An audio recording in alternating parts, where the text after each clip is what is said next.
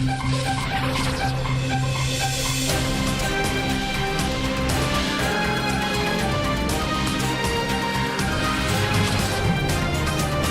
dan.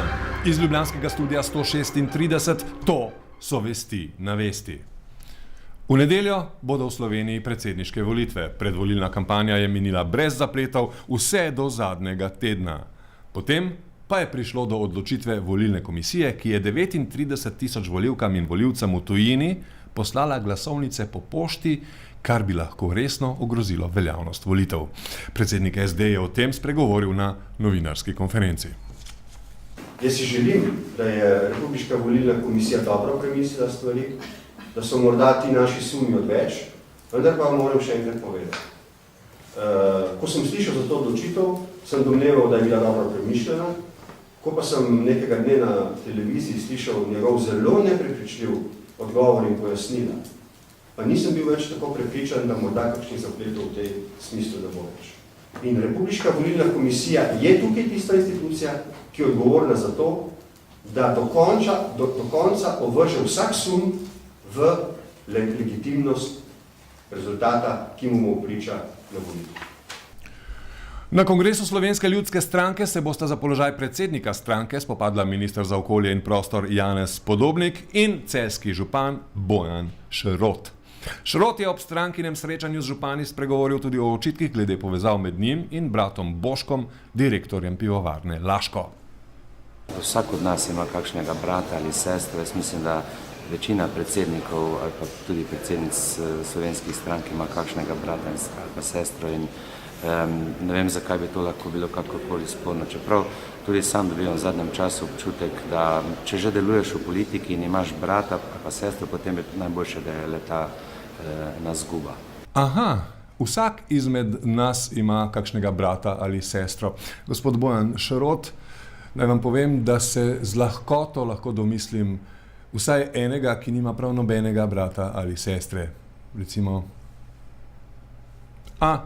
priznam, jaz najbrž nisem vsak. Zato pa nisi v politiki. Vse preveč resnične so bile njegove žalostne besede. Glede na nedavne izjave predsednika vlade in ministra za gospodarstvo o kruhu, pa smo Podobnika povprašali, ali kdaj je tudi star kruh. Veste, na kmetih je vedno veljalo, da smo imeli v shrambi kruh, ki je bil star več dni. Še posebej takrat, ko smo ga spekli v peči. Prvi dni je bil, po peki je bil najslajši, potem pa je bil tako shranjen, da je bil zelo okusen, več dni in to je nekaj najbolj normalnega. Šlo je za spoštovanje do kruha tudi. Tako je, za spoštovanje gre. V kasnejšem neformalnem pogovoru nam je minister Podobnik tudi povedal, da so pri njih doma kruh vikali. Obmetavali so se raje z milansko salamo, ki so jo izdajalko naravnost prezirali. Na isto vprašanje je odgovoril tudi minister za lokalno samoupravo Ivan Žagar. Seveda pa nas pač pojemo tisto, kar v tiste trenutku je in koliko jaz vem, mene so vedno tako učili, da kak dan star kruh je tudi bolj zdrav, kot pa tisti zelo svež. Star kruh. Tako je dober, da bi ga lahko morda prodajali tudi za dvojno ceno. Žagar je za vest pojasnil tudi zadnje zaplete v zvezi s sprejemanjem pokrajinske zakonodaje, obstrukcijo opozicije ter morebitni zamudi pri uvajanju pokrajin. Zdaj, kar zadeva tudi nekateri pripomb, ki prihajajo, smo reči, da seveda so te pripombe v veliki meri načelne narave, da pa, če želimo seveda konkretno stvari udejanjati, moramo imeti konkretne pripombe, te pa ne dobimo. Dejstvo je, da zakon o ustanovitvi pokrajin, ki je sestavni del tega paketa, potrebuje dvotretjinsko večino in jaz seveda upam, da bo ta dvotretjinska večina dosežena. In seveda ne bi bilo korektno, da se iščejo pač nekje na nekih drugih vprašanjih, lahko tudi, če hočete, izgovori, zakaj potem ne bi do tega prišlo.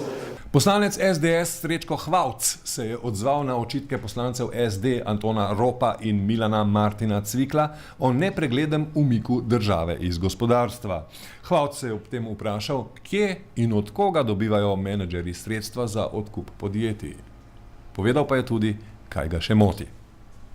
Moti me tudi to, da večina teh prevzemov, ki trenutno poteka v Sloveniji, prevzemajo menedžerji, ki so ali člani, ali bivši člani, ali blizu LDS-u, socialnim demokratom.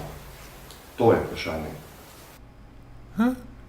Vprašali smo ga tudi, katerih podjetij po njegovem mnenju država ne bi smela prodati.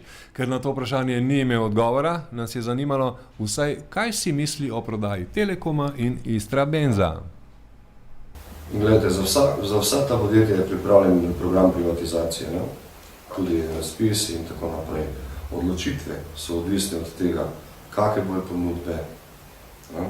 Kaj prinašajo tisti potencialni investitorji. Ne samo v finančnem smislu, ampak tudi kako drugače. Na Ministrstvu za kmetijstvo, gozdarstvo in prehrano so predstavili razloge za čim prejšnji sprejem novele zakona o divjadi in lovstvu. Minister za kmetijstvo Iztok Jarc pravi, da nimajo namena uvajati zasebnih lovišč, ker po njegovem mnenju novela za kaj takega tudi ni primerna. Takole pa je artikuliral svoj odgovor na vprašanje, ali so pri pripravi novele ignorirali lovce, kolikor je človeka s puško sploh mogoče ignorirati. Torej zdaj, jaz sem prepričan direktor, da je Lovska zveza Slovenije sodelovala v delovni skupini. To ne dvomim. Zdaj, do kolikšne mere so bile upoštevane njihove pripombe, pa tem jaz ne morem soditi, ker mislim, da so nekatere bile druga zadeva. Slovenija, Slovenija, Slovenija. Kulturac. Pred 30 leti so Pankrti prvič nastopili na Moščanski gimnaziji. Včeraj se je ob tem dogodku odprla razstava v Muzeju novejše zgodovine. Komentar Pierre Debil alias Perči Gnjus. Naslov fotografske razstave ob 30. obletnici prvega koncerta Pankrtov v Muzeju novejše zgodovine v Ljubljani je Nič se ne premakne.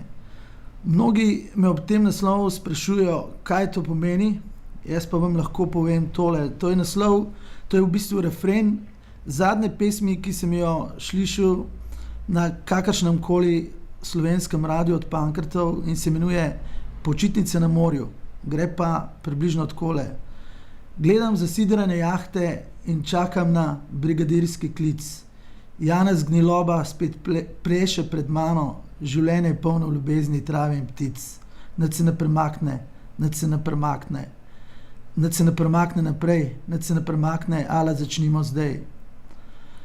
Nič se ne premakne je tudi naslov turneje Pankrtov, ki se bo začela 1. decembra v Hali Tivoli v Ljubljani. Iz galerije Škuc je mogoče slišati nenavadne in vendar znane zvoke. Z malce naprezanja ne bo težko prepoznati klikanja računalniške miške. Zvočno-vizualna inštalacija Škuc PSD je delo umetniškega tandema Sonda.